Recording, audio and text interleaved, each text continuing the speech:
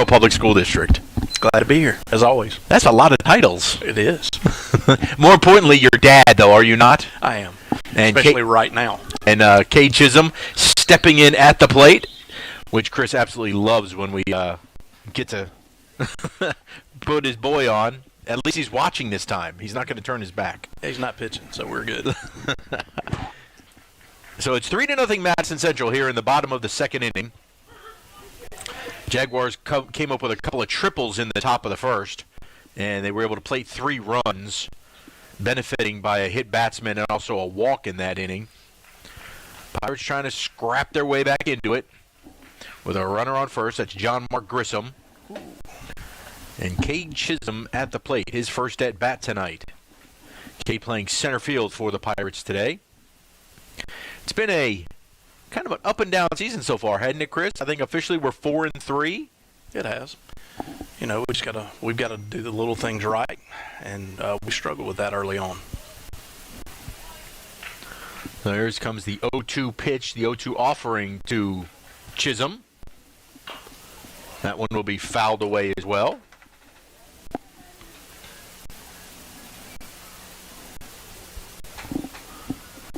So 0-2 with 2 outs. Cage is looking to either try and work the count or find his way on base. Big hole as they hold Grissom on the right side.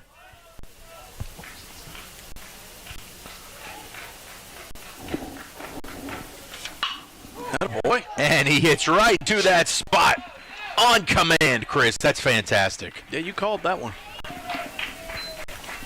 Chase Russell, the pitcher, been dazzling so far, but thanks to Chisholm's hit now, Pirates have something cooking here in the bottom of the second. 2 on now, and Brady Boykin will step in.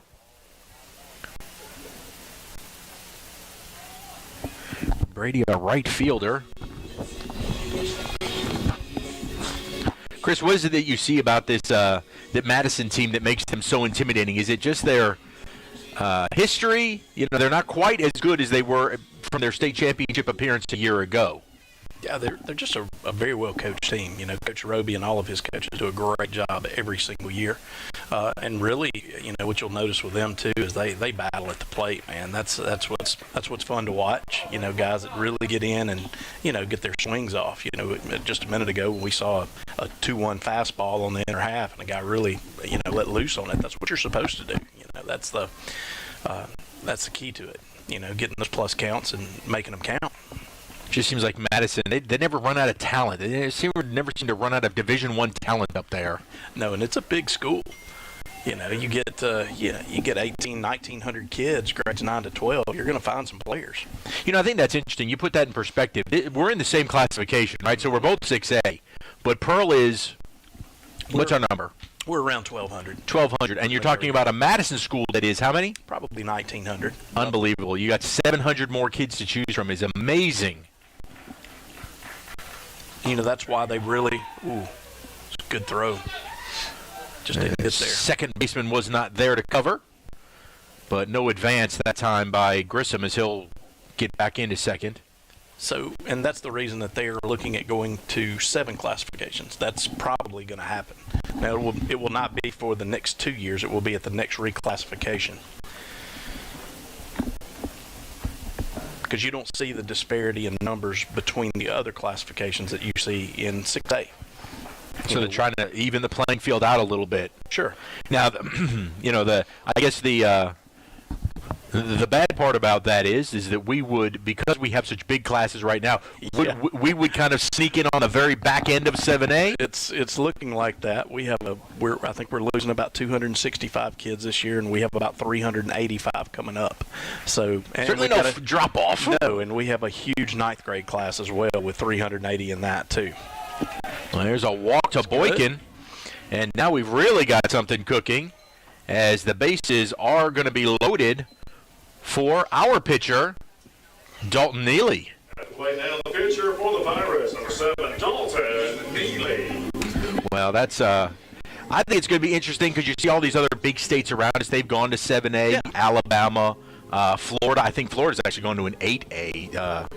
Back when I was in school, there was only a 5A, and now they've gone up to an 8A. So I think it's ultimately a good thing. There's just, again, you look at 3A, 4A, 5A, there might be 150, maybe 200 max number of kids in between the schools from top to bottom. When you look at 6A right now, you're looking at schools like Tupelo that may have closer to 2,000 kids, and the cutoff numbers around 1,050 for 6A. Neely watches that one come in for a strike, and he's quickly in the hole. 0-2. Looking to help his cause. Bases full of Buccaneers. Dalton trying to find a way to get on base. That one high. And a little out. It's a good pitch, though. It's hard to take. He definitely hit his location. Catcher didn't move his mitt.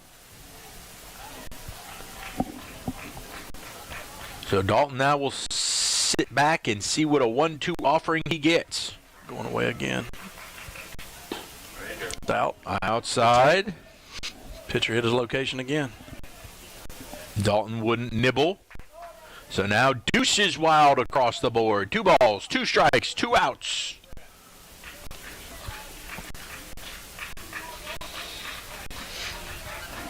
Russell with the 2-2.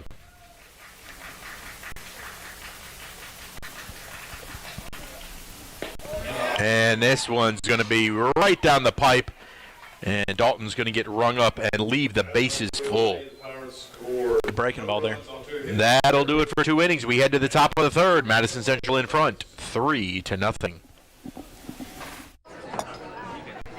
You've been putting back a few, and a few becomes a few too many.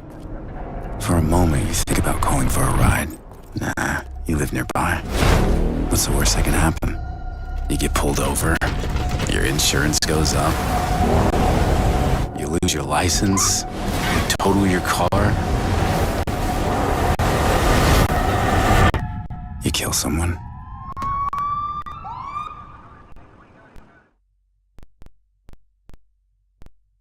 How local is Bank Plus? We're here, and here. And we're with you here, and here. Wherever, whenever you need us. We make our banking decisions right here because local means more than a location.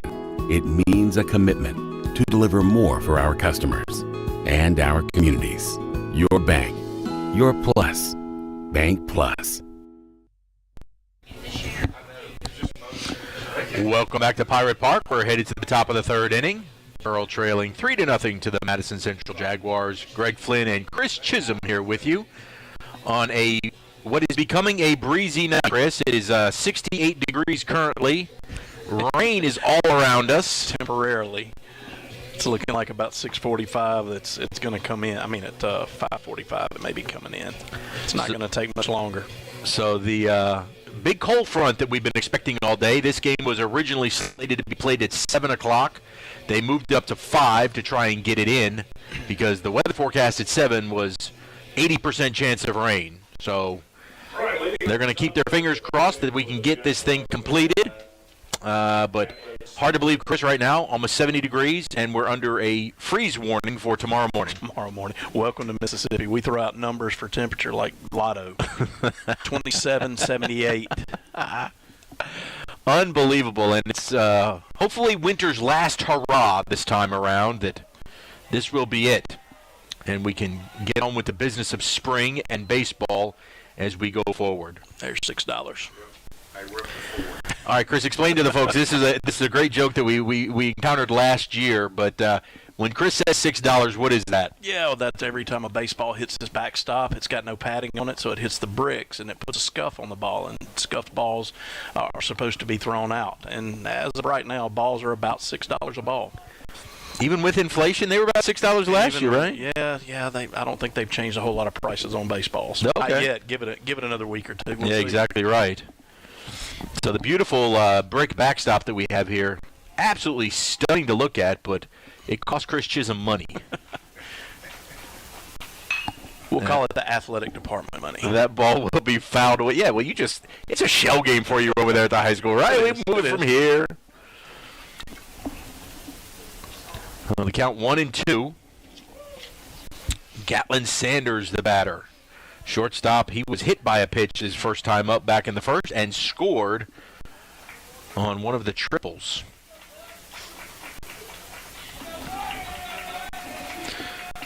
Neely has his sign and delivers. It's a good pitch. Going to be outside. Boy, It's outside, Dalton. but that's a good pitch. Dalton really settled down. Gave up those 2 triples in the first and came back with an efficient second inning. Important for him to just stay focused here. Yeah, that's right. That's right. Especially after coming off as at bat at the end. Great pitch. A little grounder out down front. towards first. Dennis will flip to Neely and make the play. Closer than it needed to be, I think, but ooh. Boy, these Jaguars are fast, are they not? They're quick. Quick out of the box. Now batting the catcher for the Jaguars. Dennis made a nice play on that ball and flipped to Neely, who really wasn't taking his time getting over there, but it was bang, bang. Yeah. And they're all thick and look like baseball players. It's like the whole football team is playing baseball. That's what it looks like. All these names I remember quite well from their football team. Now stepping in, Ross Highfill. He is a wide receiver on the football team. Kind of a slot receiver. So he's got some speed as well. Good pitch. Working that inner half. It's great for side armor.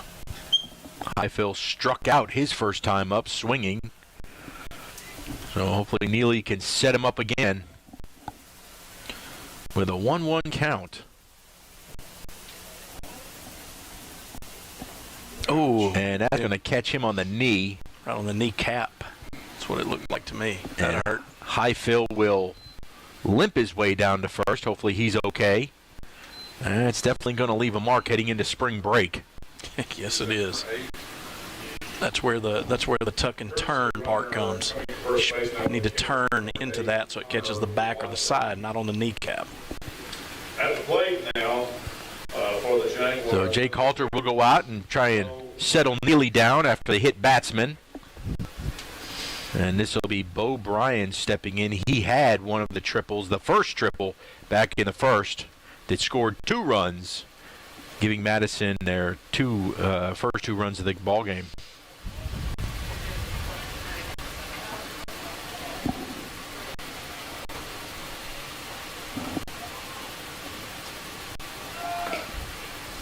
First throw down, and that was right there. That was a very close play.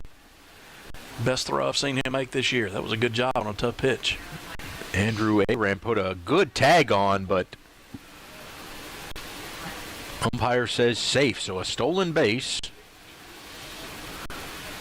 Good job. Good throw there by Halter. Runner in scoring position now with 1 out. 1-0 pitch, right back up off of Neely's glove. Arant will glove, throw, and he threw it away. Off the backstop, there off the bricks, and that will allow the run to score. That was just bad luck, was it not, Chris? It was. It was. Great play by Arant. Just couldn't get the throw there. Neely deflected that ball just to slow it down enough, gave Andrew a chance to get it, and then that wild throw, unfortunate. And just like every one of them, he could run. He was getting down the line. Even with being hit on the kneecap. Well, they ran for him. Oh, I'm sorry. Did they send the runner in?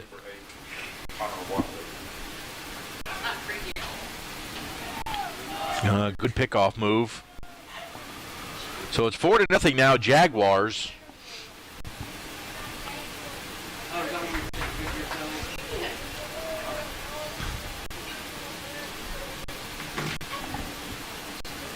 Jake Norris, your hitter, the designated hitter.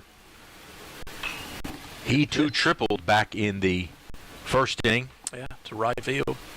He drove in a run. Norris, one of the quarterbacks on the Jaguar football team.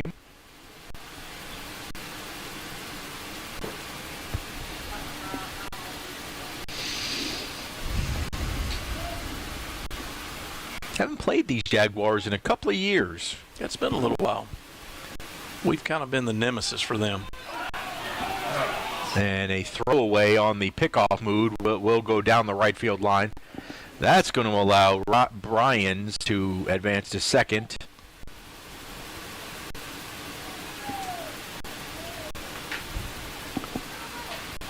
But yeah, Coach Jones was saying he doesn't know, can't explain it. You know, there's just some teams that have other teams' numbers, and we have historically played Madison very tough and come out on the winning end. We have, even when they've had all the draft picks and signees, and we just come out and scrap against them typically. Is that a question of, just rising up because we look across and we see, okay, it's Madison, Big Bag Madison's coming into town, and then Madison says, well, it's just Pearl, we're going to go in there. Is there a sense of that sometimes, you think? All I can tell you is just baseball. I mean, that's why, one pitcher on one day, the right swing, the right play at the right time, and it all equals out in this sport. Well, hopefully the Pirates are going to be mounting some luck here as they're down 4-0 here in the top of the third. One out. An 0-2 count to Norris. And Neely hits him too, square in the back. 0-2. And that's just disappointing. That's the one thing about that sidearm throw to a right-handed hitter. Is sometimes if it doesn't come back, it's got nowhere to go but straight. If you miss as a side armor, it's going to miss on the arm side every time. And you pray that if you're going to miss, it's a left-hander that is in the box and not a right-hander. Right. And traditionally, left-handers will hit right-handed side armors better. That's why you never see a left-handed side armor in college or pro. There are very few. That ball will get away from Halter, allow the runners to move up. They were going anyway. And so Reed McCrillis will step back in with a 1-0 count. Now 2 runners in scoring position with 1 out. Jaguars have already plated a run here in the top of the third. Pulling the infield in. Can't give up another run here. Got to try to cut them off. Neely ready with the 1-0 pitch. That one's spot. a good one. Fouled back into the bricks. Yep. And that ball will come out of play. Umpire didn't even want to see it. $6. Well, they make for good batting practice balls, right? Yeah, eventually. Yeah. I'd like to use them more than one pitch, though. So now a 1-1 from Neely. That's a wicked one there. Well, it was a little breaking ball. That's what we needed the last hitter. So now Neely's got him set up 1-2. McCrillis, a strikeout victim back in the first.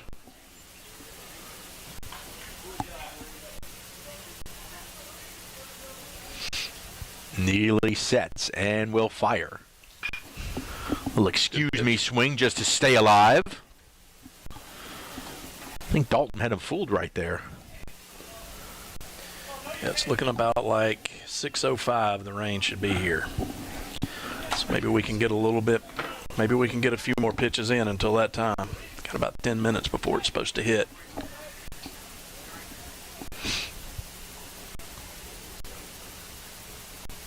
Neely ready with the 1-2. Good pitch. Whoa, you can't take that. Goodness gracious, that is a called a ball, so that'll be 2-2. That was nasty looking right there on the corner, right? It was. Look how close he is to the plate now, too. He's either going to reach that or hope to get hit on an inside fastball. 2-2 way outside. So now we go full. Loading the bases here wouldn't be a bad idea. That sets up the double play or the force at the plate. And further down in the order to bring up Pajak, the second baseman. Further down you get in the order, odds are you probably have a better chance at double plays. It's true. So Neely will look in and throw the 3-2 pitch. Throw him out. Right to the shortstop. Throwing it home. Great play. Nice job. Great play. Great job by Erant. Just got to get both hands on that ball at the plate to tag. Super job. Andrew with the heads-up play on the infield drawn in. Norris is able to move to third, and McCrillis on the fielder's choice will be on at first. But more importantly, 2 outs, and they cut down that lead runner. That's important. We haven't been scoring very many runs. Every run's important. So that'll bring up John Nolan Pajak, the second baseman. He grounded out to Andrew back in the first inning.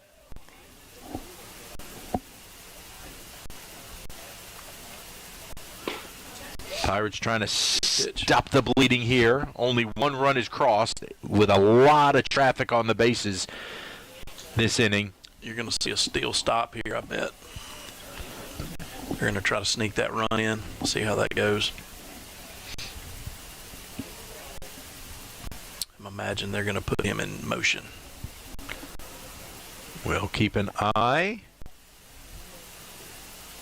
And the wheel play, they had him picked off. All he had to do is throw it. They had him. The wheel play never works. But that time they got him way off the bag. And McCrillis was dead to rights on a good throw. He's going to do a steal stop. I just saw Roby throw the hand up. That typically is going to mean that he's going to do something here. See if he steals. Here comes the 0-1, and we're going to try the wheel again, and that's time. Neely will throw it down the right field line, and that was an ill-advised throw. Didn't have him quite as far off as the last time. Probably shouldn't have thrown that ball.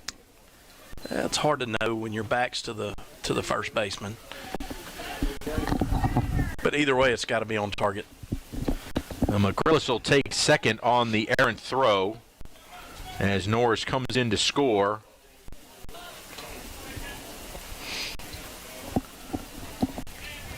Now you focus on the hitter, John Nolan Pajak, with an 0-1 count.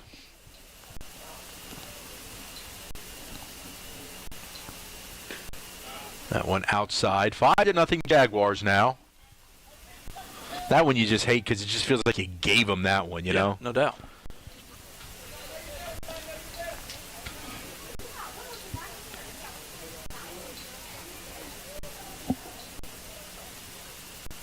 Neely ready with the 1-1 pitch. Pajak swings and fouls it over by the Pirate dugout. Let's see if we see that breaking ball away and see if we can roll a ground ball to the left side.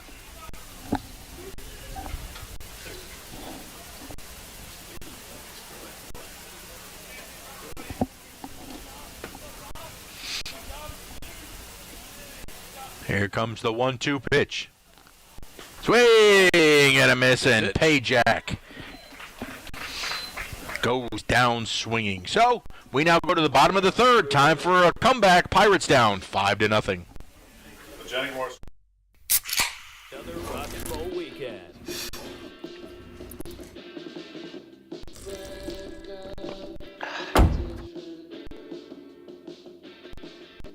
Burgers, better with Pepsi.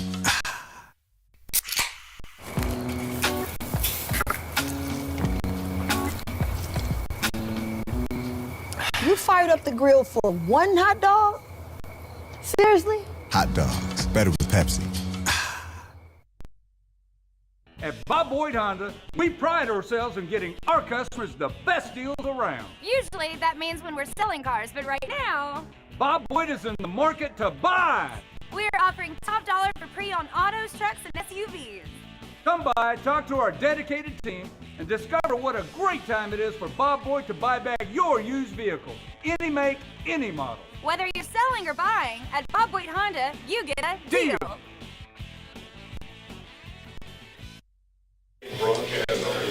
All right, back here at Pirate Park. Greg Flynn, Chris Chisholm here with you as we enter the bottom of the third. Pirates looking to get some runs. Chris, we're going to start back at the top of the order, and this is where we've got to start at least chipping away at it. Yeah, we need a couple here, a couple there. Give us a chance toward the end of the ball game. Rain bubbling up around us as the cold front will be moving in. We've had some light sprinkles to this point. Just enough to be a nuisance, and it's coming back now, and here comes the wind. We talked about it. They said 6 o'clock when the wind advisory starts, and guess what? Flag standing up. That flag is stiff out there in center field. Great bunt. He's there. Excellent job.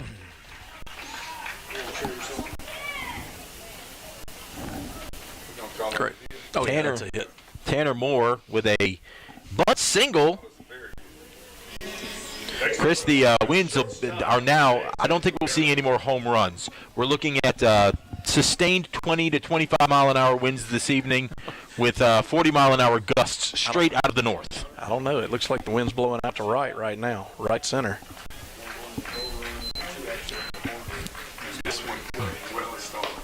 And that pitch high, and with the rain coming down a little bit, and now the pitchers really have to adjust. This is the first time we've seen the wind really pick up, and that does affect pitchers, doesn't it? Absolutely. It's going to change the break on your breaking ball. You know, especially if it's a headwind, it's going to slow it down and also make it break more. That's a hit off the handle right there, and it travels all the way out to him. Andrew Aram will fly all the way out to right field. And that wind is really whipping out there. Again, it just kind of blew in a few more specks of rain, but nothing to speak of. Not yet. Just more of a nuisance at the moment. Fans all brought out the umbrellas, but shoot, the wind is blowing so hard, it's blowing the rain past them. So Fisher Reed steps in now, the left fielder. Tell you what, Fisher swung the bat really well this year so far. He grounded out to first, back in the first. He has hit some balls really hard. Has anybody pleasantly surprised you so far this year? Fisher. Fisher has been the standout, absolutely. He didn't play a whole lot last year, but he has come out his senior year and swung the bat really well. Well, a chance here, Fisher, with a 1-1 count now. Throw over.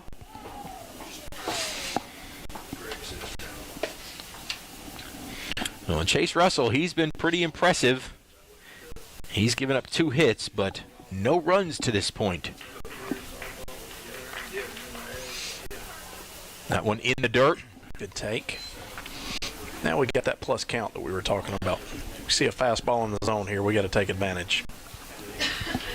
Again, with the holding the runner on. Big hole on the right side.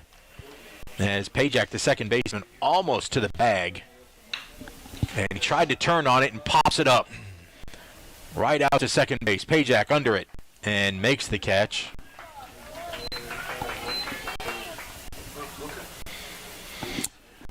So, you can at least have your cleanup hitter with a duck on the pond here as Griffin Dennis will step in, the talented first baseman. What's your take on Griffin so far this year? He's been up and down. Just depends on the games. A little bit out front, just like you saw earlier. You know, he had a plus count, hit a home run, hit it foul. Just got to wait back a little longer. That time, Russell pulls the string and gets Griffin to swing. Yeah, he hit a bomb down the left field line in his first at bat that just decided to go foul by about 5 feet. He crushed that baseball. Yes, he did. The 0-1, that's up high, evens the count. He's definitely got the tools. He's got a good swing.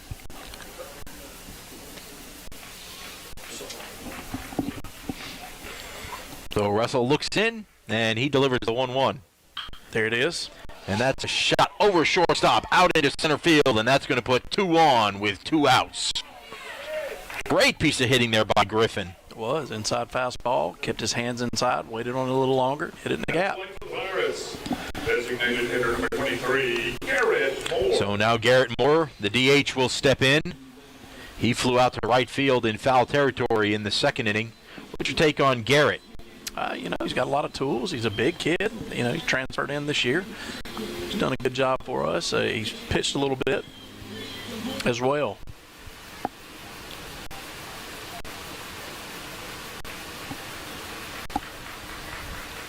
Garrett steps in here in the third, looking to drive in the first Pirate run. Checked his swing, and he's going to have gone around. I think that was a strike anyway.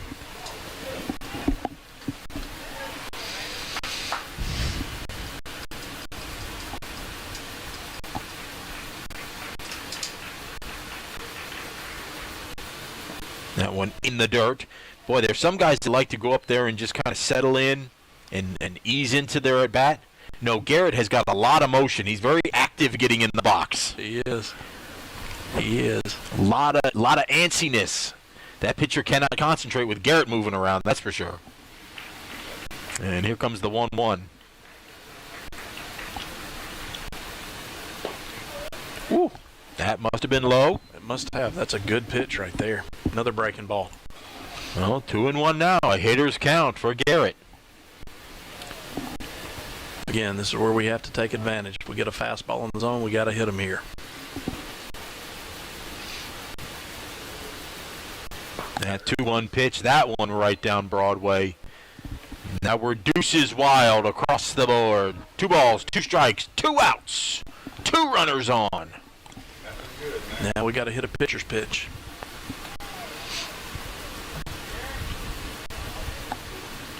Here comes the 2-2. Swing and a miss. No, they're going to say he tipped it. They're going to say he fouled that. Good.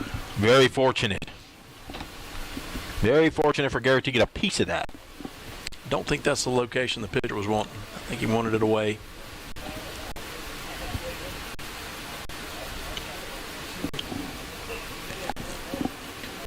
We need a gap shot here. See if Moore can come through.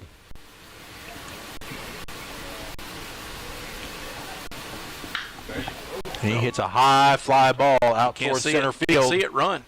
Oh, there he goes. But Jake Cook able to get under it, find it, and end the Pirate threat. We've now played 3. Jaguars of Madison Central lead 5-0. One day, Lanika came through the drive-thru, and I was like, "Hey, Lanika," and she was like, "Hey, I have this idea." I love scanning my Chick-fil-A app. I love building my points. So I decided to redeem 50,000 Chick-fil-A points to feed a shelter. And I said, "I don't think it's ever been done before, but I don't see why not." They were so appreciative. I never knew it was going to make that big of an impact. Their bellies were full, and they were so happy. I felt so good. You're just such an awesome person. And Thank my you. pleasure. There's a line between drinking and riding, and the smart ones never cross it. It starts off simply enough. You hop on your bike and head off confidently. But even one drink can affect your ability to ride. Alcohol limits your reaction time. It may give you a false sense of confidence. Before you know it, you've been pulled over. There's a line between drinking and riding, and the smart ones never cross it. All right, back at Pirate Park. Madison Central getting ready to come up for their half of the 4th inning. Greg Flynn, Chris Chisholm here with you. Dalton Neely on the mound. Stepping to the plate at the top of the 4th inning for the Jaguars will be number 20. Chris, so far so good with the weather, but boy, the Pirates have just been stymied at the plate. Yeah, well, you know, we've hit a few balls hard. We're out hitting them. We just we're not hitting with people on base.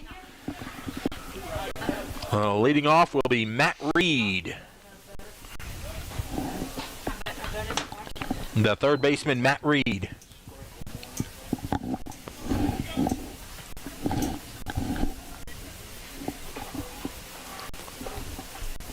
First pitch was a ball. Next one in the dirt on the outside. So 2-0. You don't want to fall behind. What do you say about the, heaven forbid, a leadoff walk? That's right. They score 80 to 85% of the time. That pitch on the outer third. outside corner.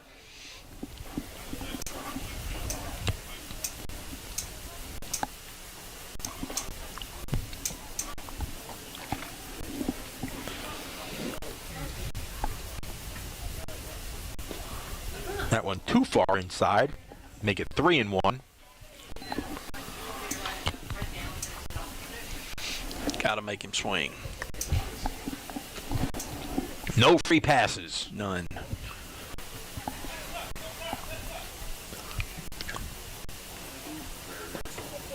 And that one will be inside, and Neely asks the ump, where was that? Ump says, not a strike. So Reed will trot down to first with a walk. That leadoff walk. Oh, that will bring up the pitcher, Chase Russell. Russell grounded out to third, his first at bat. See if they run here. Really? Big cut. Big cut.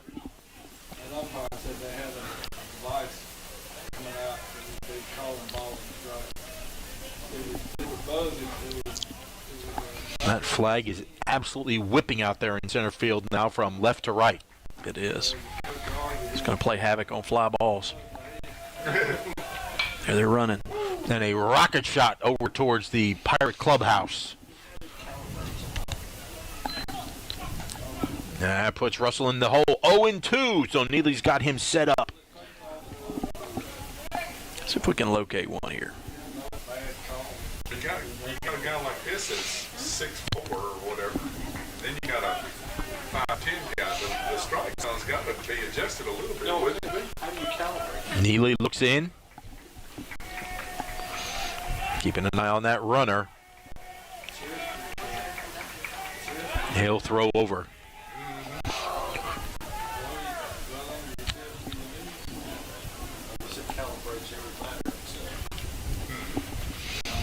It's one of those things with Dalton. I know it's not, you're not supposed to, but man, you hold your breath now when he throws over towards first. We've had a couple that have gotten away.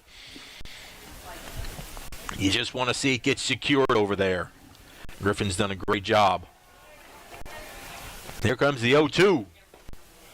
You know, sometimes high school guys, they think that a pickoff is there to try to pick the runner off. It's not. It's to tire him out. You know, it's to keep him honest. And sometimes high school kids will pick over as hard as they can every single time, and it's really not needed. What you're making him do is slide, and that's burning those legs up every time he dives and has to stand up. He dives and he has to stand up, and that burns those legs up, slows him down a little bit to run. I think it's a great point. So you're not looking to throw it over at 100 miles an hour. No. And there goes the runner, and they'll let him take it.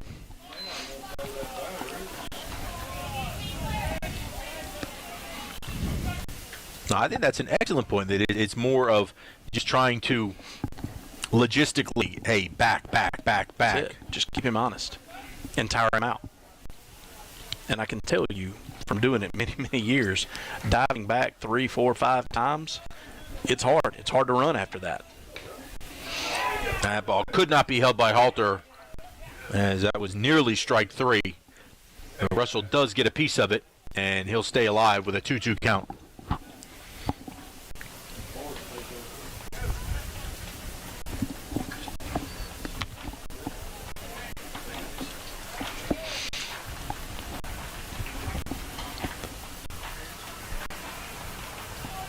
Neely's now ready, and Russell will step out.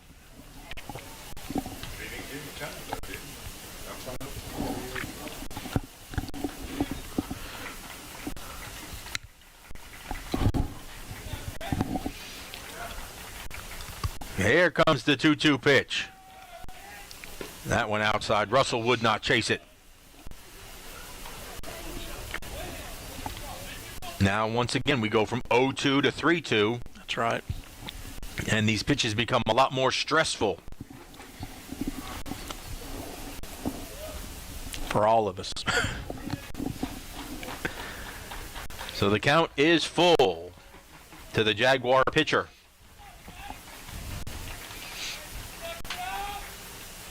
And that one nearly hit him as Neely came inside, and that's going to be a walk. So back-to-back walks have runners at first and second, and now we're headed back to the top of the order. And we're going to get a visit or a change. Keeping an eye on Coach Jones.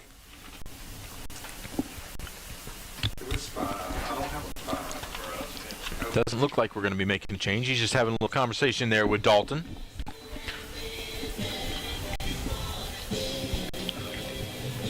I think Halter says, I must not need to hear what's going on out there. So. I think he waved him off. No, he said, you stay over there. Sometimes as a coach, you just need to go out and talk to the pitcher. Especially in high school, right? Absolutely. A lot of times it depends on their personality. I used to have a kid in Hernando that he was a really good pitcher, but he got in his own head. I'd have to go out and tell him a joke or something, just to get him out of the moment for just a minute. Well, there's some that react well to the butt chewings that you give when you get out there too. It really depends on the kid's personality. Well, I think it's a lot of folks that may not know your background. You are steeped in baseball experience. Yeah, I pretty much played it or coached it for many, many years, including a little bit in college. And where were you? Where did you coach high school prior to this? Well, I coached at East Mississippi Community College for a year, and then was assistant coach at New Hope for 7 years. I was a head coach in Hernando for 4 years before getting into administration. Just great baseball traditions of those programs up there too. Yeah. A lot of fun, a lot of good kids over the years. You just can't believe every story that they give you about me. That's the key. The older you get, those tales get a little bit longer, don't they? Oh, they did. And, like on Facebook, every once in a while, my kids will jump in and say something, and then, man, it's a flood of things that are said. Goodness gracious. Oh, it's all fun, though. They have their perspective. I'll put it that way. Cook waved at a bunt, and that'll be strike one. So 0-1, 2 on. Double play. We would easily trade a double play right here. And the center fielder, who can run well, it would be a tough double up. Now he'll try and lay down that bunt. Perfectly down the third base line. No way. Neely throws it, and that is going to be a bunt single. And they will have the bases loaded.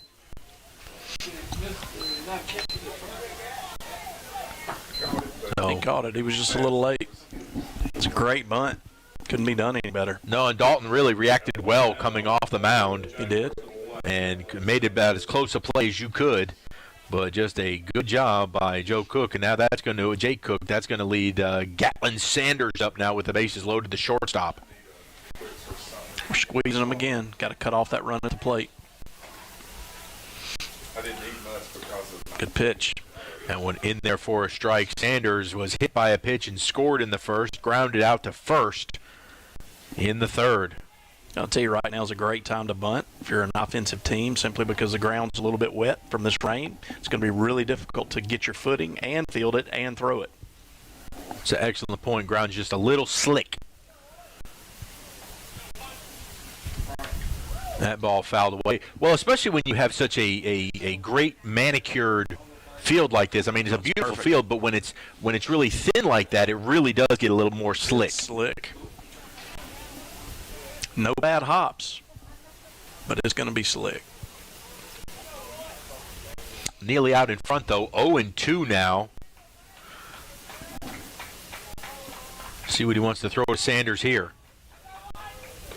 That one just high.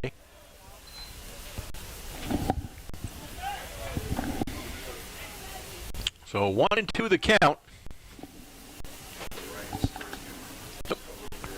Seeing a little rain come in. A few more drops hitting the windows here of the press box. That one just outside as well. Look at the wind, how it's turned as well. It's blowing straight in. That cold front comes in straight at us from the north. It's going to be coming right at us. Oh, the fans not running for the too many umbrellas over here. The Madison faithful sticking it out.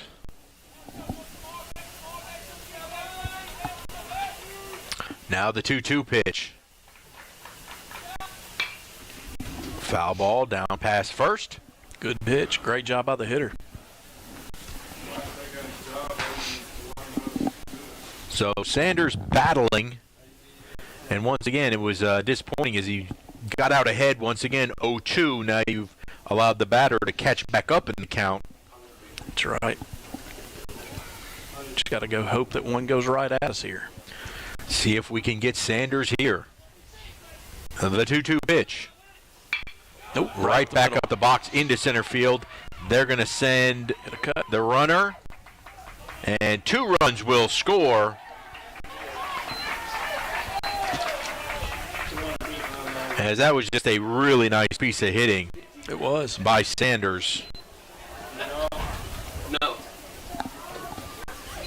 Next up for the Jaguars, number 22, Ross Highfield. And Sanders will stay at first. Advancing to third will be Jay Cook. And now Highfield, who was hit on the knee his last at bat.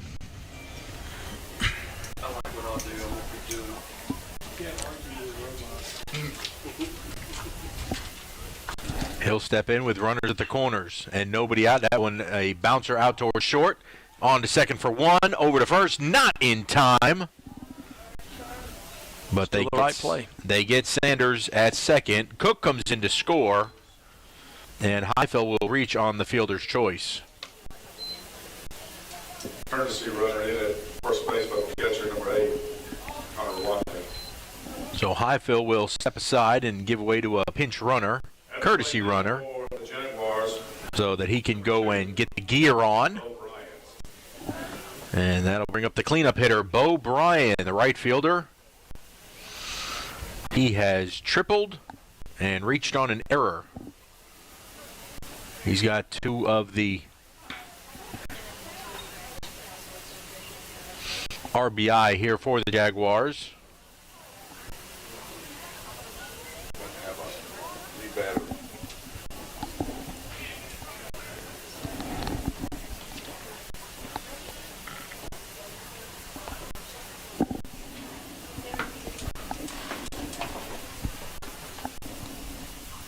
That 0-1 pitch, a little too far inside.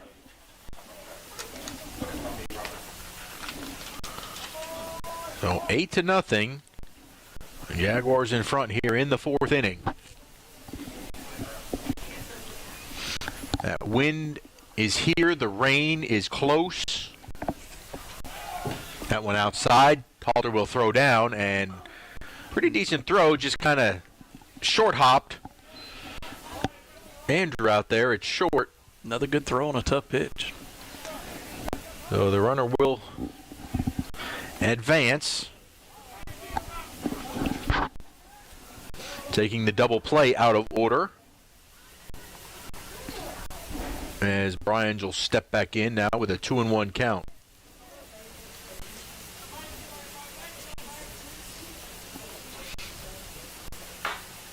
Come get it. Little nubber out towards Neely. Gets it, throws, and chucks it down the right field line. That's going to now another run to score. And Bryan's is going to be able to take second. Tough ball to handle. Probably would have been better for the third baseman to grab that. He's coming across the diamond. As the pitcher's momentum is taking him away, you much preferred to see Moore come in and get that. Absolutely. Batter will be number 17, Jake Norris. So Bryan's will be standing at second, and Jake Norris, the designated hitter, will step in. He's tripled and was hit by a pitch. And that ball will get away from Halter. That'll allow Bryans to move up a base.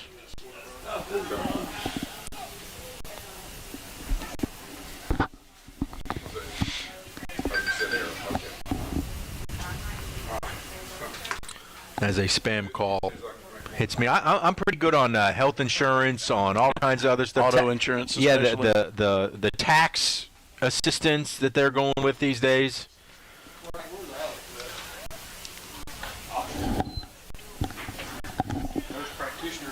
So it is 2-0 the count now on Norris.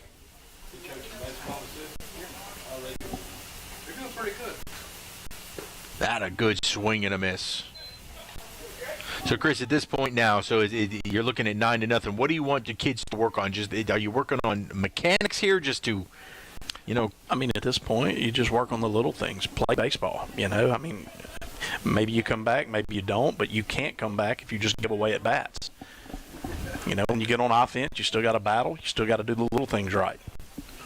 There are certain things that get shut down. Probably not going to see a lot of stealing. Not going to see a lot of bunning for moving kids over or anything. But just want to see some kids be competitive at the plate.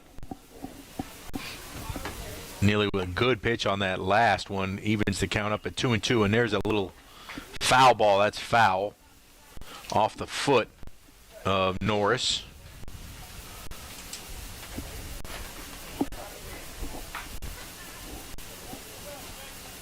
I used to tell my kids all the time when we get in these situations, you're only going to get a finite number of at-bats, as a senior. Make sure that you really work on every single one of them. Don't give them away. Well, the other key part, too, is as we wait on the 2-2 pitch, is you have a long region district season coming up, too. That's right. And you want to refine yourself, right, as you're still working things out, knocking the rust off in this early part of the season, that there's a long part of the schedule left to go. There is. Just get better at something. Every at-bat, every defensive play is a chance to just improve. And there's a shot foul down the third base line. For somebody like Neely, he's had some struggles today, throwing down to first base. Been a little errant. You still have opportunities to practice that, because you can't really simulate that in practice, can you? Versus a live fire exercise out here. Well, you simulate it as much as you possibly can with drills and other things until it becomes routine. But yeah, the adrenaline picks up. You've got wind now, especially somebody that throws sidearm. Ground's a little wet. There are some things that typically don't get simulated in practice. Yeah, because you don't feel that rush, the urgency, if it's just practice, right? That's right. That throw is a lot. The first baseman looks about the size of King Kong when you're playing in practice. All of a sudden, in a game like this, well, he looks about the size of a leprechaun sometimes. Right. Sometimes somebody's running down the line. It looks different. Here comes the 3-2 pitch. Outside, he lost him. So Norris will take a trot down to first. We'll have runner at the corners, and I believe a pitching change forthcoming as Coach Jones heads out. He will point. And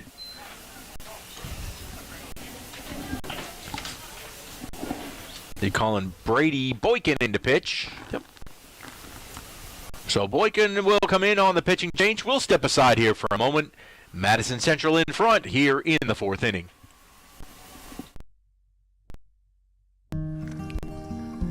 You've heard it said, give a man a fish and he'll eat for a day. But teach a man to fish, he'll come home dehydrated, severely malnourished, and late. Some quotes are better than others. With Alpha Insurance, he won't get the old bait and switch. He'll be as happy as a dog in the sunshine. Ain't that right, Otis? And there's nothing fishy about that. Call Alpha agent John McHenry in Pearl for a quote today.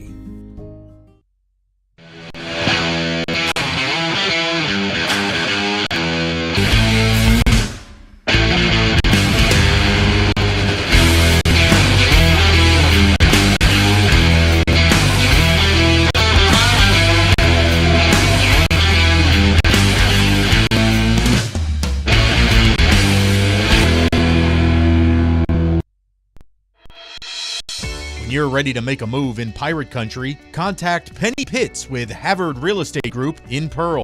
Penny is a multi-million-dollar producer and loves to help her clients find the home of their dreams. If you are a first-time home buyer or ready to upsize or downsize, she is the agent for you. Penny is a Pearl High School graduate and an avid supporter of Pirate athletics. Make your move with the home team. That's Penny Pitts, Havard Real Estate Group. So Brady Boykin gets in his warm-up pitches as he will be the second Pirate pitcher to come in and face these Jaguars. Glad you could be with us tonight on what is now turning into that windy and chilly and potentially rainy night. as we head towards a hard freeze the next 2 days. That's amazing. 77 today and 25 in the morning. All these beautiful blooming plants. Cover them up or they won't make it till Monday. You know, sprayed my grass and it's confused right now is what it is. Well, I'm hoping it kills off the last bit of that clover that's still in my grass. Exactly. Nice to see the athletic director, Richard Smithhart, has made his way up here to the press box. Richard looks like he's about to take a nap. It's been a long week for Richard, it appears.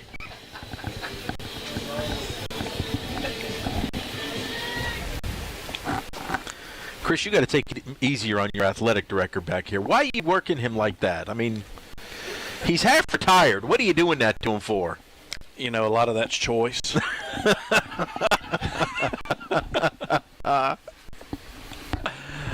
Oh, goodness gracious. I mean, I figure if I've got to work, he's got to work too, right? Sounds reasonable. So Reed McCrillis will step in now to face Brady Boykin. And first pitch just outside for a ball. Just outside. For those of you that have not heard it, Chris Chisholm, the current principal at Pearl High School, will be kicking things up a notch and stepping into the big chair of superintendent of the district. It's our first chance to talk to you on the broadcast. And yeah, I'm excited. That's going to be a new challenge. Yeah, a challenge? It's different. You know, it's just, I don't know, I'm excited. I'm excited about the challenge. I'm excited to do something a little different. You know, I've been doing this for a long time. Here comes the 2-0 pitch from Boykin. That one fouled straight back. You can really see it now as Brady, you see his jersey that is really just flying in the breeze, and that beautiful locks of golden hair flying in the breeze, much like Thor out there on the mound. Back in the day, I had hair like that. It's a long time ago. Here comes the 2-1 from Brady. That one just inside. So 3-1. Actually, no, I can't say that because I could never grow my hair long. You, sir, Mr. Chisholm, as the hard rock punk metal guy, what did you want to call it? I bet you had some long hair back in the day. Never. And there's one simple reason for that. That ball popped down the right field line, and just that wind played havoc with it and hits the ground harmlessly. Well, and that one reason was my dad. I'm always going to have a short haircut. You know, as a kid, it's going to be short. Doesn't matter what I listen to. It's going to be cropped pretty close. So does that mean when you get to be like in your 70s, you're going to have all this pent up that you're going to go for you'll have the ponytail. You'll be the guy with the ponytail, right? Not going to be me. The 70-year-old. It's become habit now. Keep it short. You might just get tired of cutting it when you're about 70. If I'm 70 and have hair, then I feel like I'm blessed. No, well, I'll give you that. That one just inside. Oh, it was a good-looking pitch from Brady.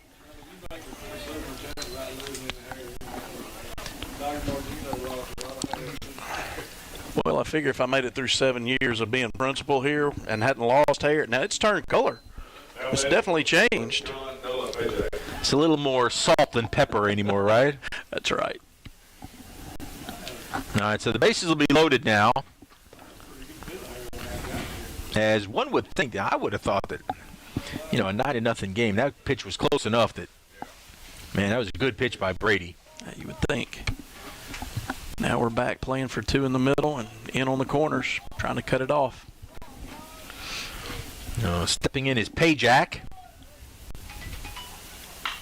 And he pops it straight up. This one's coming back. That wind's going to blow that out of play for sure. And it does. Not so sure I wouldn't put 5 infielders in here. Done that a few times as a coach. Well, Pajak has not shown the ability to really knock it out of the infield. That's exactly why. He's grounded to short and struck out.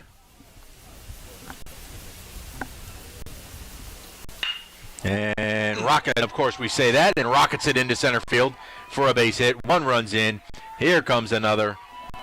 And it is a 2-run single for Payjack.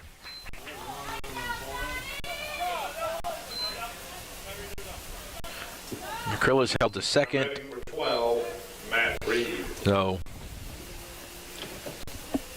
You know, just like tonight, we just haven't helped. That's their 5th hit. It's not like they're just absolutely pounding the ball. A lot of errors, a lot of walks, misthrown balls, walks, hit by pitches. You just can't give those little things away because they turn into big things. Reed, they've now batted around as Reed will come up for the second time this inning. He led off with a walk. And your math percentages unfortunately held true as the leadoff walk did indeed come around to score 85% of the time, you say? Always do. High school baseball. So Reed will lead us through once again. When inside evens the count at a ball and a strike.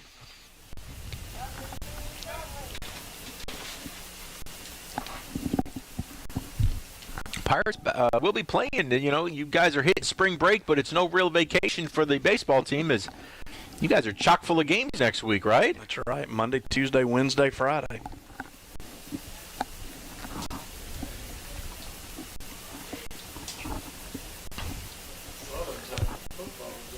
There's the 1-1, and that ball is going to be lifted down that wind's pulling it line. back. Did you see that? But a beautiful, that wind blew that right back towards the playing surface. As Moore is able to go over there and corral it for the second out. Great job. That's playing the wind. That's like knowing your golf.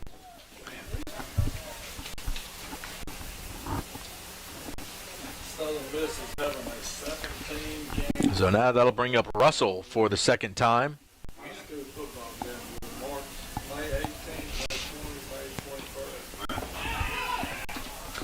And the runner will not advance at a ball in the dirt.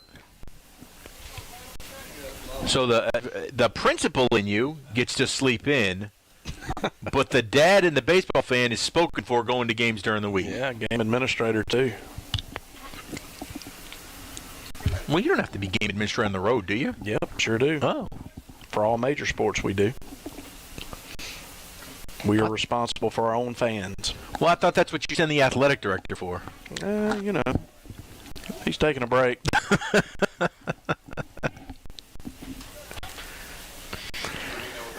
He was good enough to take care of me tonight for sure. Where I could get up here with you. Here comes the 2-0 pitch.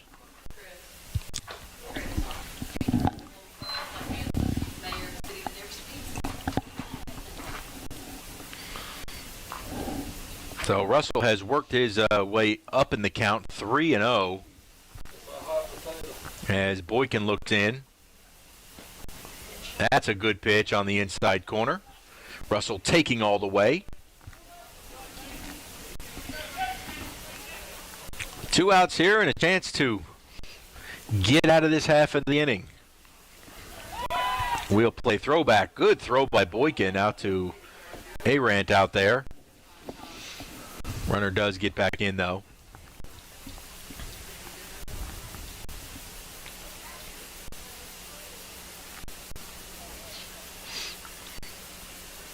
Three-one pitch right down the pipe. Good pitch by Brady right there. So now a 3-2 count. Runners will be moving on the pitch. That wind whipping.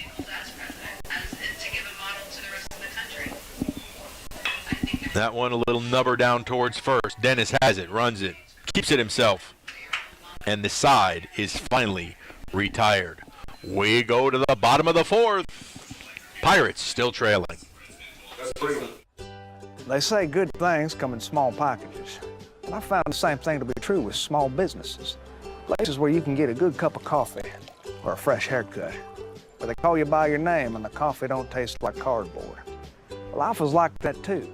They're local folks who care about making sure you have what you need, like great rates for business insurance. Local just means more. Call Alpha agent John McHenry in Pearl for a quote today. So you've injured your shoulder or your knee? And of course you want the best care and the best doctor available. The doctor on the left treats shoulders and knees and ankles and hands, while the Mississippi sports medicine doctor on the right specializes in one body area and one area only, treating thousands of patients a year. Trust your medical care to one of our true specialists. Mississippi Sports Medicine. We specialize for you.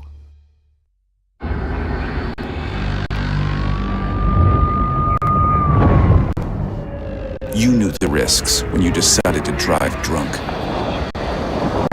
There could be a crash. People could get hurt or killed. You could get arrested. But one thing's for sure, you were wrong when you said it was no big deal.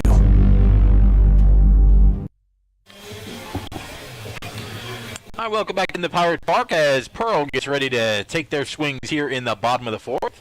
Greg Flynn and Chris Chisholm here with you. Now, we told you earlier, if you weren't already aware, that Chris here is going to be taking over the big chair over at the headquarters as the superintendent of the Pearl Public Schools.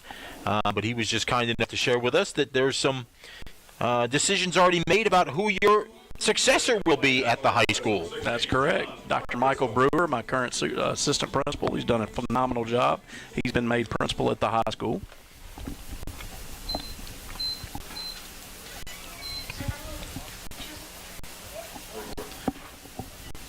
First pitch lined into right field for a base hit. So John Mark Grissom comes up with a solid leadoff for us. Great job of hitting right there. Hands inside, drove it the other way. Next up for the Pirates, number 1, Cade Chisholm. And now up comes Cade Chisholm. As a walkout song's questionable at best. I did want to ask you about that. I thought it was a joke like the first time I heard that. Did he lose a bet? You know, there's a story behind it. Little dribbler down to first, throw on to second, and they'll get the lead runner. Chisholm will reach on the fielder's choice. So when I was in Hernando, we had a guy that was out of the blue. He steps in, has never thrown a ball over 80 miles an hour. During the summer, I guess his body just matured, and he started throwing in the low 90s. And he became our closer, bottom line. And that's the song he played when he entered the mound, and everybody laughed at it. Of course, he would get out there and sling it up there about 79 or 80 until it's time to let it fly. And then, you know, it became a joke with us. So I told him about it, and before it's over with, now that's his song. Blessed be. Yeah. Which has to just hurt your soul as a rock and roll guy that you are. It does. I gave him 6 songs that would have been great. He wasn't hearing it. Well, Brady Boykin now stepping in. His chance, big cut there. Swung through it. And he's in the hole 0-2.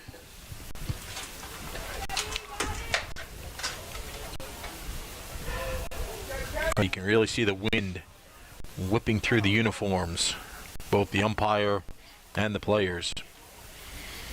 Again, they weren't joking. They said 20 to 30 mile an hour sustained winds.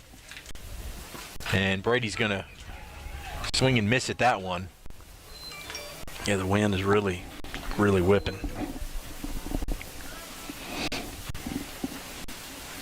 And that Dalton Neely will step in. He went out to right field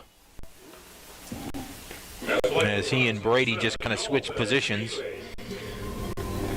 Chris, you said you had some other personnel changes there at the high school? We did. We are in Dr. Brewer's position. We're bringing back Joel McCarty, who used to be a coach for us here. He's been an assistant principal for a couple of years and head principal at Lake currently. He's going to be coming back with us. And also we have moved up our chemistry teacher. Kind of hurts my heart a little bit because she is an amazing chemistry teacher. But Angie Mangum will be our assistant principal as well. Lots of moving parts. Lots of moving parts, but very exciting, and all so many talented folks that are just really relate to the kids so well. Very, very capable individuals. You know, a lot of folks might not know because it was behind the scenes, but Michael Brewer was behind the broadcast class that used to bring us these games, from its inception, and really help grow the program and bring us the broadcast to where we are today. He did, and he's done an absolutely phenomenal job as an assistant principal at the high school. He's only been doing it for 2 years now, but I am very confident in his abilities moving forward. But he is now getting his feet wet with it, though. When you start making decisions on personnel and other things, it can be overwhelming.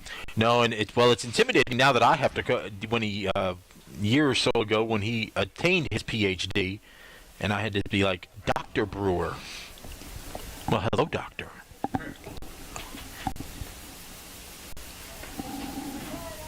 As did they say that ball hit the bat? I don't know. It sure looked like that hit Dalton's hand, and he's shaking it off. And that's what Coach Jones is coming in here to ask about. Is that it hit the top of the hand and not the bat? And contrary to popular belief, the hand is not a part of the bat. Some people say that. It is not. As they're going to talk to the second base, the field umpire now. As he'll come and they'll chat.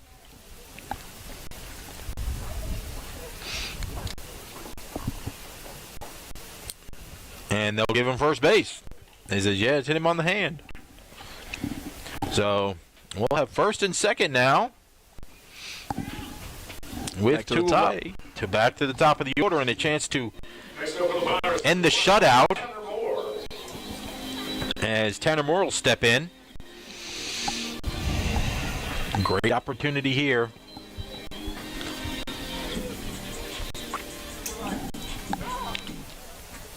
Tanner, who was inserted because he was running in a track meet over at Northwest Rankin earlier. That young man's got to be tired. And you said he specializes, what's his event? I think he runs the mile.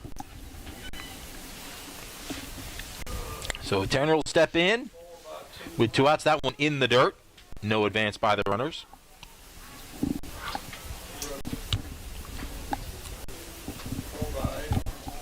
I think it's 4x800, right?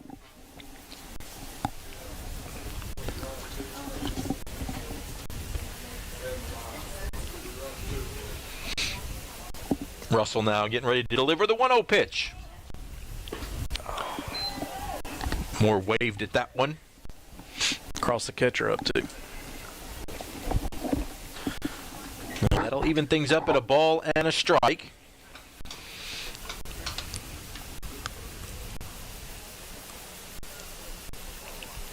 Hard to believe the school year, the third quarter now is officially over, right? It is, as of today. How in the world can we already be 3/4 of the way through this school year already? The fall seems like it goes so slow, and then the spring just flies by. So many more things going on. That ball down in the dirt. 2-1.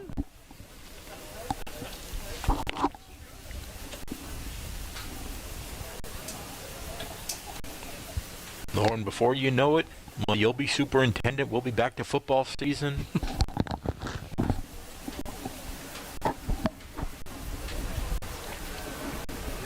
Boy, that wind is just howling outside right now. The net is not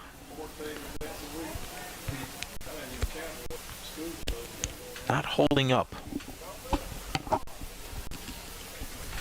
So the 3-1 pitch now is the wind definitely affecting the pitches.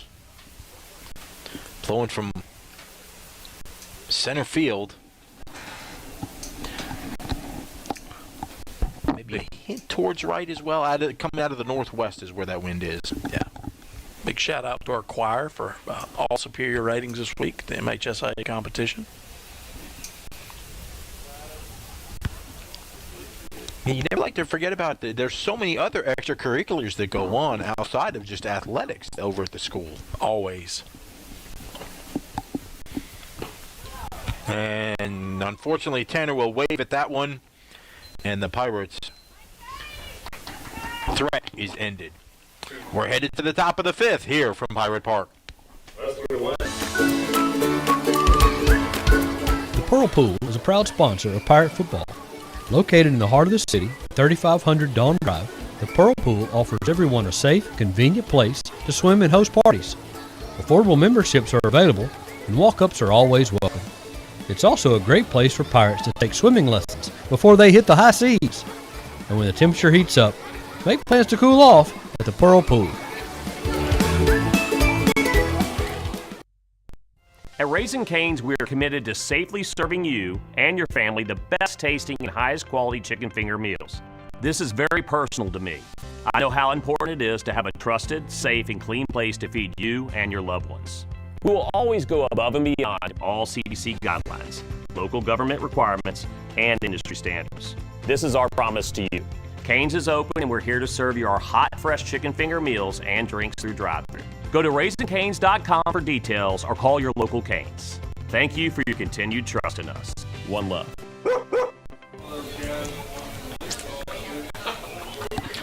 We are back at Pirate Park. Greg Flynn, Chris Chisholm with you as the Pirates taking on Madison Central. A little tune-up for spring break tonight.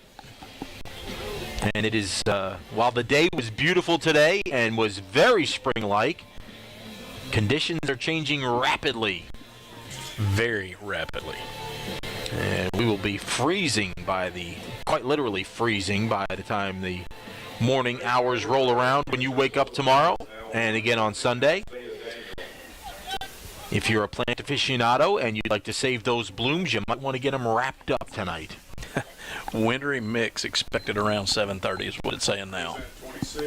As the cold air is so strong that it may not even be below, it won't be below freezing at that point, but the air is going to be so cold that you will see flakes perhaps coming down here in the next couple of hours. Won't stick on anything, thank goodness. It won't cause any problems because it's been so warm, but here we are on March the 11th and wintry precipitation.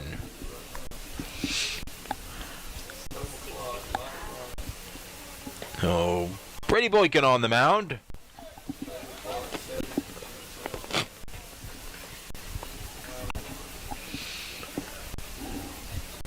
Working to Jake Cook, the center fielder for the Jaguars.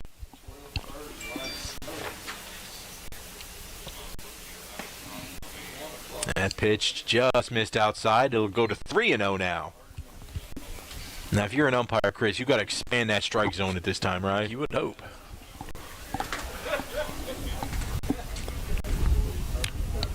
The 3-0, that one a little too far outside, and Boykin loses the hat as the wind lifts it.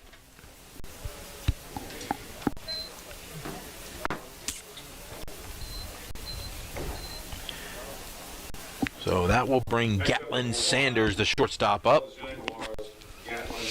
And again, this is one of those great things where Boykin is able to get a lot of good work in here, against opposition that even though the score is, for all intents and purposes, perhaps insurmountable, you get to have this experience and to work on your mechanics, right? That's correct. And couple that to the fact that, the score is not that close, but you're still getting to work against a very talented team, especially our pitchers, to see how you can attack good hitters. Absolutely. And really, the question becomes, should the score be close? And the answer is yes. If we do a few things right, cut out the walks, again, baseball teaches good lessons. You got to do the little things right. Lead off walks, hit by pitches, those things can happen. They have 5 hits, we have 4. Should it be a closer game? Absolutely. Yeah, that's excellent point there. If you've only been out hit by 1 hit, yet you're down 11-0 on the scoreboard, then there was a lot of other factors that played into this game to it. That's right.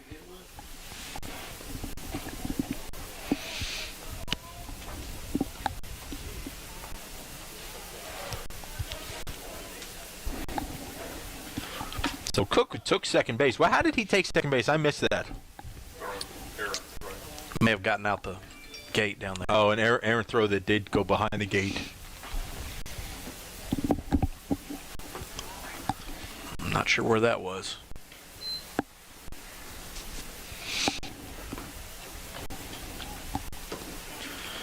So a 2-1 count now to Sanders.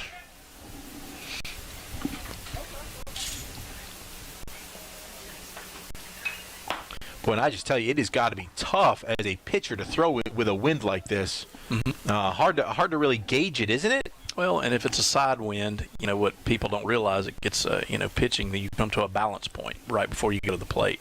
You get that 20-mile-an-hour headwind or something right into you, it can throw you off balance, throw your mechanics off. So Brady's got the count even now at 2-2.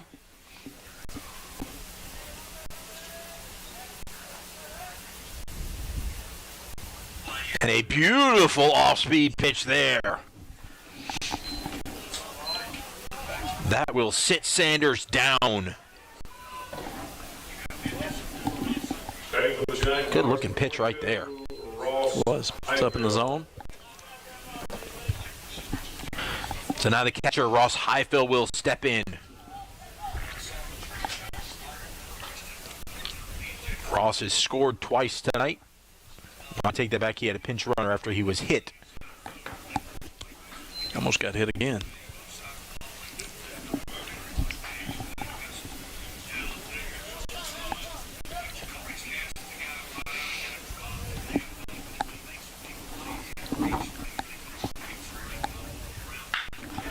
On Highfill hits one high and deep to left field, and that ball is...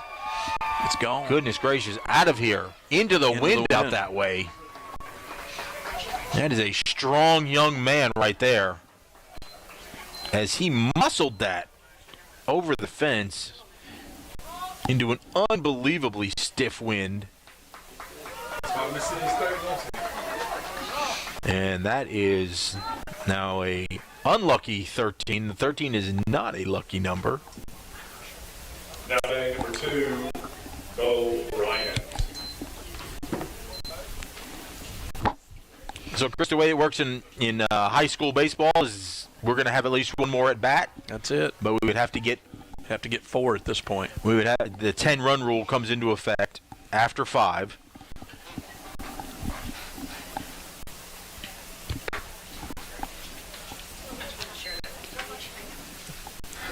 Boy, I can't believe we saw a home run tonight in this wind. win. Either. Not that direction.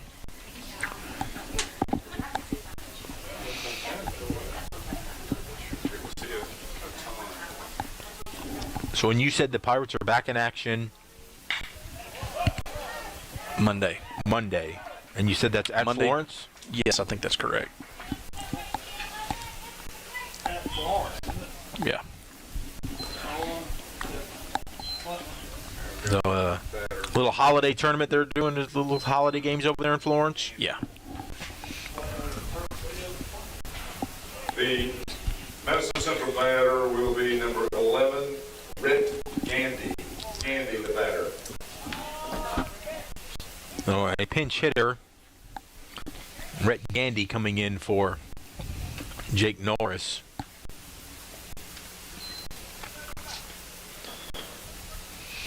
As Norris's night, the designated hitter, is done.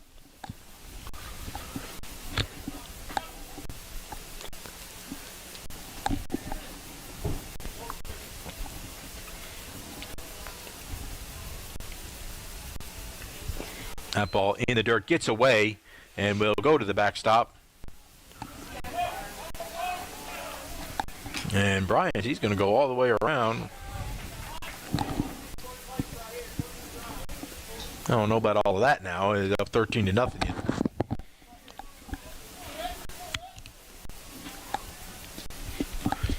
I don't know. As a coach and you're down, is it worse if they don't go than if they do go? You take them if they give them to you. Now I would hold him up at third at this point. On a pass ball or something, I'd hold him at third. But what you don't want to do is if you're on the offensive end, you don't want to take away stats from anybody else either.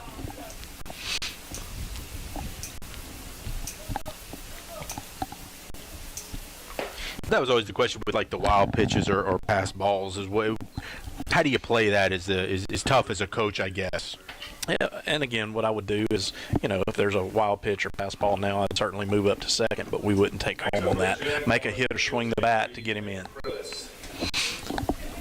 So Reed McCrillis, the first baseman, will step in now for the Jag with 2 on and 1 out here in the 5th. Brady Boykin looking to entice a double play ball, and that's exactly what happened there, Chris. You called that perfectly. The pass ball, wild pitch, moved the runner up to second, but they did not send that runner from third.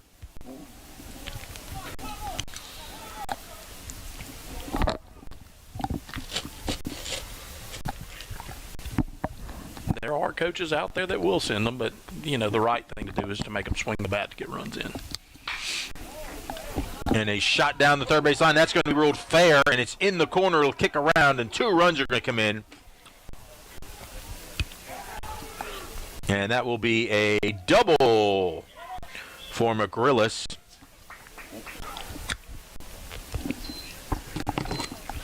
Very talented Madison team. Very talented. They can hit it when they need to, that is for sure.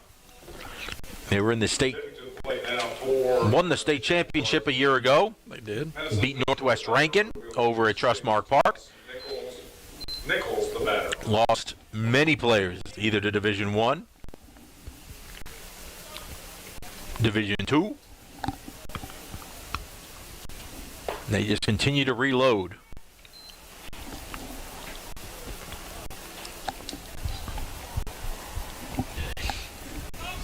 That's a gust right there.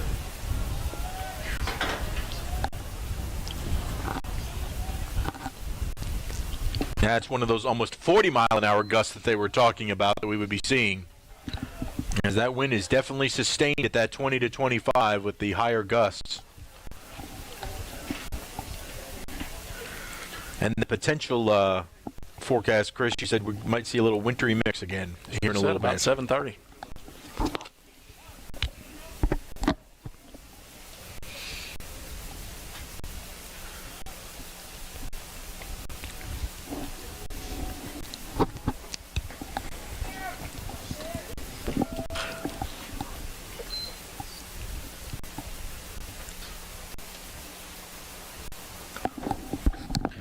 Well, if you have relatives that are up in Arkansas, it's pretty much snowing in the entire state of Arkansas right now. Wrapping around just around to Memphis. Decent amount of snow. Now batting for the Jaguars, number 3, Mason Winans. Snow falling in Tunica.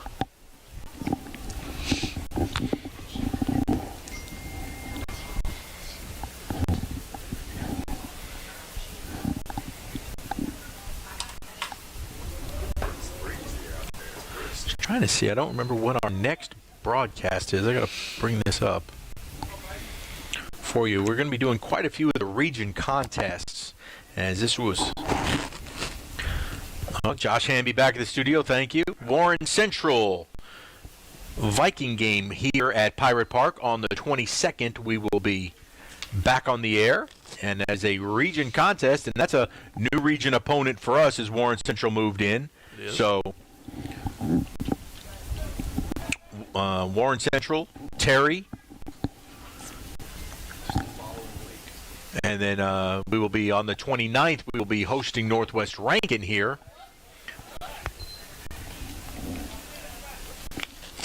So hopefully the Pirates are using these non-conference games to tune themselves up to be ready for region play, because that's when it really counts. You know, as is all this wins and losses always mean something, but you just want to get right when it comes to region play, right, Chris? That's right. Get hot at the right time. That's exactly what we did last year. You know, we were up and down most of the year, and then we hit region, we hit playoffs, and just hit our stride. Interestingly enough, when I was coaching in Hernando, that happened quite often, simply because we'd have snow on the ground at this point up there a lot of times. We didn't have an indoor facility there either, so there were a lot of times I was in the parking lot with kids with rubber balls, you know, doing practice there. Or inside my classroom, we'd move all the desk out and we'd hit with wiffle balls inside. That's just, you have to do what you have to do. So at the beginning of the year, we really struggled, and toward the mid to the end of the year, we'd be playing well. Play now for the Jaguars. Talk about really having to knock the rust off. It took forever to knock the rust off up there. Or knock the icicles off, actually, is quite literally up there. I think it was around 2009. We had about, the opening day of practice, we had about 3 feet of snow. Goodness gracious. That ball will stay foul. Out of school for a full week. So everybody down here is practicing and doing their stuff, and they're snowed under. We're snowed under.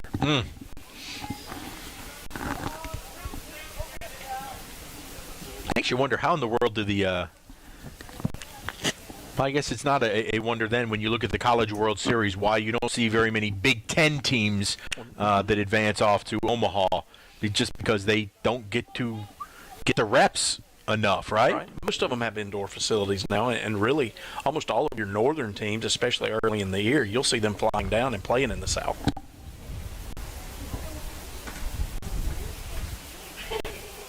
That ball in the dirt.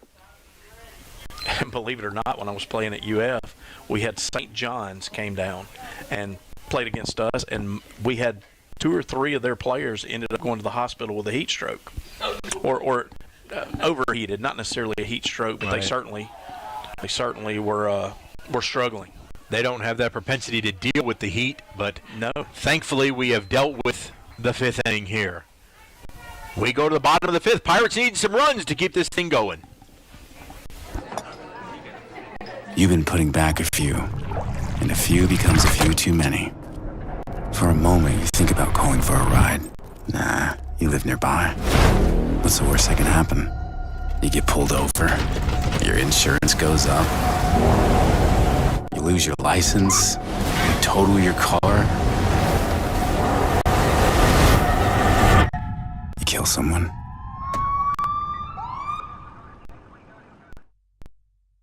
How local is Bank Plus? We're here, and here. And we're with you here, and here. Wherever, whenever you need us. We make our banking decisions right here because local means more than a location. It means a commitment to deliver more for our customers and our communities. Your bank, your plus. Bank Plus.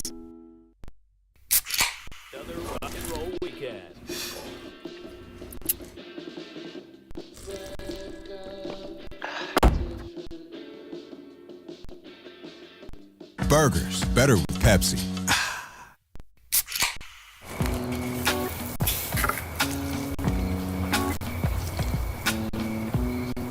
You fired up the grill for one hot dog? Seriously? Hot dogs, better with Pepsi. All right, Pirates needing some runs here to extend this game, and Andrew Arendt will lead things off.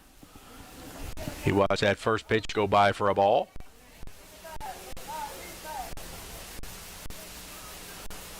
Never mind $6, Chris. What does a new American flag cost out there? We'll find out soon. I have a feeling after spring break you're going to be replacing that. You better get on the horn to a flag source or somebody. Not just that one. All of them. Because this wind is going to be shredding these flags.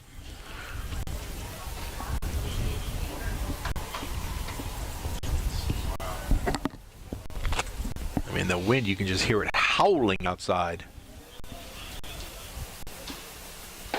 That pitch to Andrew upstairs. It is now 2-1. If nothing else, I want to see us at least plate a run. You know, it's just that whole mental thing about not being shut out.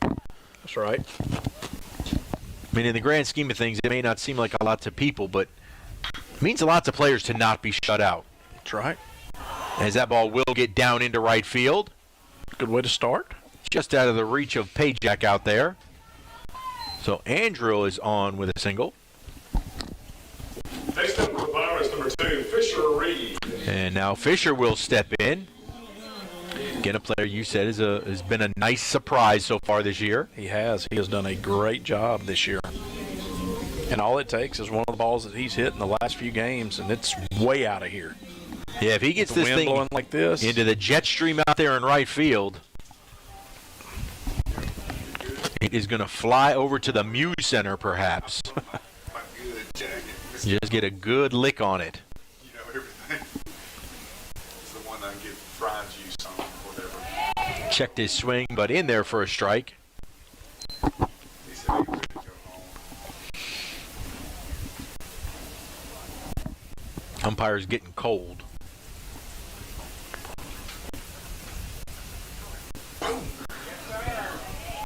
Eric McNair pointed out that he's using that old school chest protector. I think it's not for protection. He knew the wind was going to be kicking up tonight, Eric, and so that is his winter chest protector. Whatever works at this point, For right? 40-mile-an-hour winds, he said, absolutely, let's go with that one. I just missed it. He's right on that, though. Fisher, a good cut, but fouled straight back over the top of the press box. 3 straight breaking balls to him.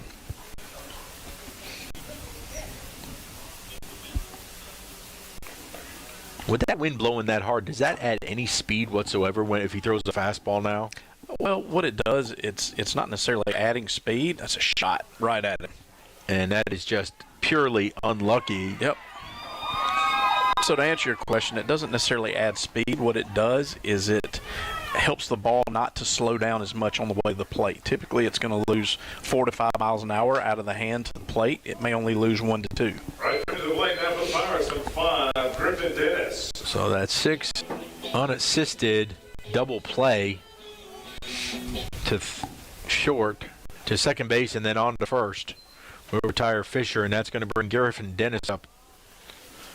Last chance for the Pirates. Now, if you've got that headwind, certainly it's going to make your fastball run. It's going to make your breaking ball break further. It just really depends on which way it's blowing.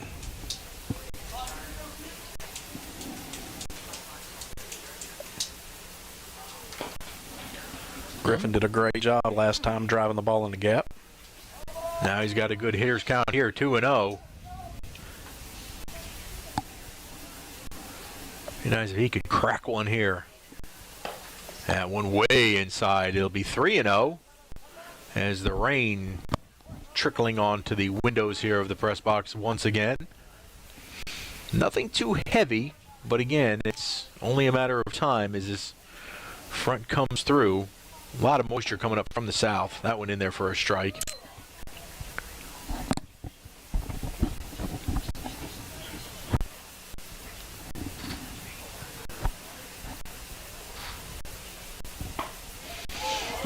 Swing and a miss, and now it is a full count at 3-2.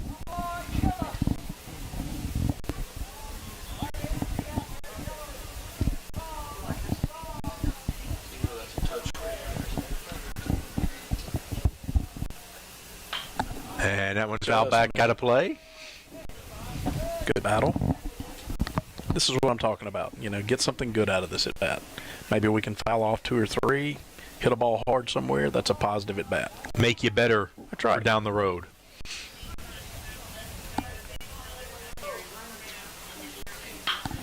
And that one will be lifted out into the outfield. Let's see what the wind does to that. And catch is made. And as the rain starts to intensify, that will end the ball game. And that will do it. It's just as, and now the heavy rain does start to come down, so it was probably a good omen. We're glad that you were able to join us tonight as the Pirates still continue their warm-up of the 2021-22 season. They fall to Madison Central tonight, a very talented Jaguar team. Again, they are the defending state champions. I want to thank Chris Chisholm, our high school principal, and I guess what is it? Just your superintendent in waiting, I guess we could call that. Maybe superintendent-elect. On deck, the superintendent-elect. I like that. I like that. Well, Chris, thank you for joining us. I'm proud to be here. I hope that the Pirates get a little bit better here over spring break too. Yeah, that's the goal. Maybe we can hit our stride right during division time. Well, we will see you back here with us, hopefully, for the Warren Central game. Sounds good. It will Thanks be for having me. March the 22nd. Hey, want to thank Josh Hamby back at the studio for making the magic happen back there. Frank Hutton, he actually remembers how to run a camera. How about that? Our Director of Broadcasting, Communications, IT, he can fix you a computer and shoot you a baseball game all at the same time. Amazing. Absolutely amazing. Folks, that's going to do it from Pirate Park tonight. Remember, please stay warm, cover those plants, and avoid that wind, as it is going to be wickedly cold here over the weekend. Until next time, remember, no matter what, every day is a great day to be a Pirate.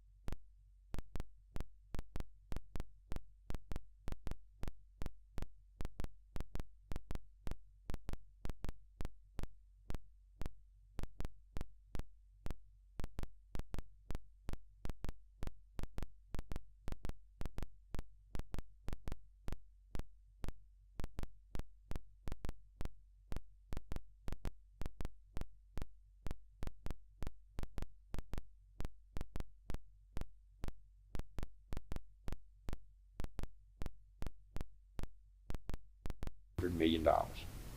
The first break that they want to do is have everybody 40,000 and under not pay any taxes. So that's their first level. That cost about $1.3 to $1.4 billion in revenue to the state. Okay, so